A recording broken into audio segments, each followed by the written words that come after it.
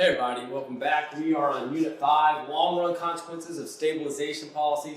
Remember, Unit 5 is really about long-run and short-run consequences of stabilization policies. We are focused on this video right now predominantly on fiscal and monetary policy actions in the short run, though I will touch a little bit on the long run, okay? But that is our sub-unit title. So this right here is our sub-unit title 5.1. We are on Part 2 in 5.1. Got this little table over here. You'll see this very much is related to what we did in Part 1, okay? In a lot of ways, it's just kind of a review of what we did in Part 1.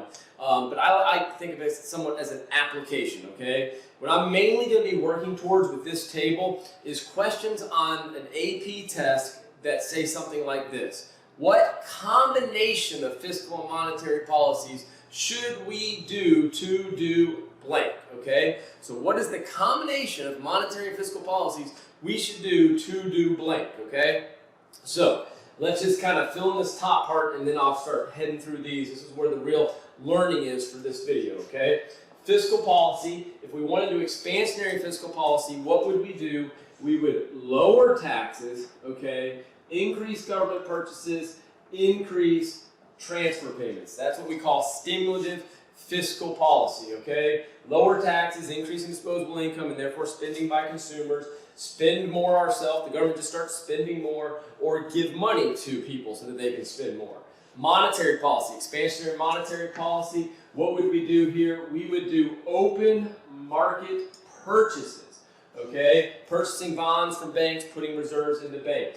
We would lower the required reserve ratio, we would lower the discount rate. So those are our expansionary policies. Contractionary, exact opposite. If we want to contract the economy, okay, raise taxes, lower kind of forgot my T there, raise taxes, lower government purchases, lower transfer payments. Monetary policy, of course, would do open market sales, okay, increase the RRR, increase the discount rate. All right, so those are the tools, that's how we would manipulate our tools if we wanted to expand or if we wanted to contract the economy. Just as a side note, remember guys, we're focused on stabilization policies. Our stabilization policies are fiscal and monetary policy. And again, how do we stabilize the economy? We do counter-cyclical things, right? When we are expanding, we try to contract it. When we are contracting, we try to expand it, okay? So this is what we do if we wanted to expand. This is what we do if we wanted to contract. We do this when we're in a recession. We do this when we're busting. When we're, said that wrong. We do this when we're in a recession or busting. We do this when we are booming or have an inflationary gap, okay? So again, this one, recession or busting. This one, if we are booming or have an inflationary gap. So let's get to these questions. What combination of policies would we do to get this, okay? So interest rate going down. Well, fiscal policy, if we do expansionary fiscal policy, we get deficit and we have to borrow more money, interest rates go up. So to get the interest rate going down, we would do contractionary fiscal policy. To get the interest rate going down, what would we do with monetary policy? We would do expansionary. So if they ever ask the question, what combination of policies would you do to try to get the interest rate to go down, this would be it, contractionary and expansionary. How about we wanted real GDP to increase? Well, how do we get real GDP to increase? We get AD shifting right. And so both of my expansionary policies are focused on getting AD going right. So it would just be expansionary. Really straightforward there. Just get that AD shifting right.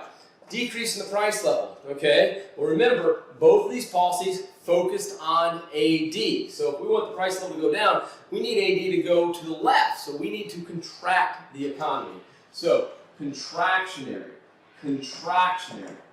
All right? And of course, if that said increase in price level, it'd be expansionary. I hope you've got that, okay? These are just kind of like some random questions that could be asked. Hey, we want to lower the unemployment rate. If we want to lower the unemployment rate, we will need more spending. We need to shift AD right to stimulate more production and more hiring. So again, we would do expansionary.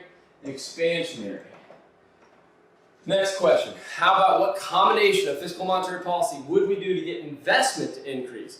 Well, guys, the key is what are their impacts on the interest rate?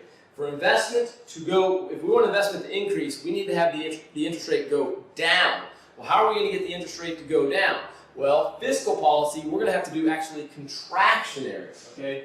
Contractionary fiscal policy to get that interest rate going down, to get investment to go up. What would we do as far as monetary policy is concerned? We would, of course, just increase the money supply, which is expansionary monetary policy. Expansionary monetary policy. What combination of policies would we do? Okay, combination of fiscal monetary policies would we do if we wanted to increase long-run economic growth? Well, guys, guess what? To get long-run economic growth, we need more investment. So this one would be contractionary and expansionary.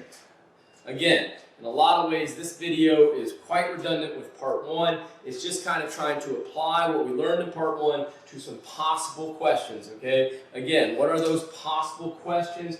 Questions, what AP likes to ask is, what combination of fiscal and monetary policy would we do to get this, or this, or this, or this, or this, or this, or the opposite? Switch the arrows on any of those, okay? And of course, your answers will switch. Hope that made sense to you. We'll see you in the next video.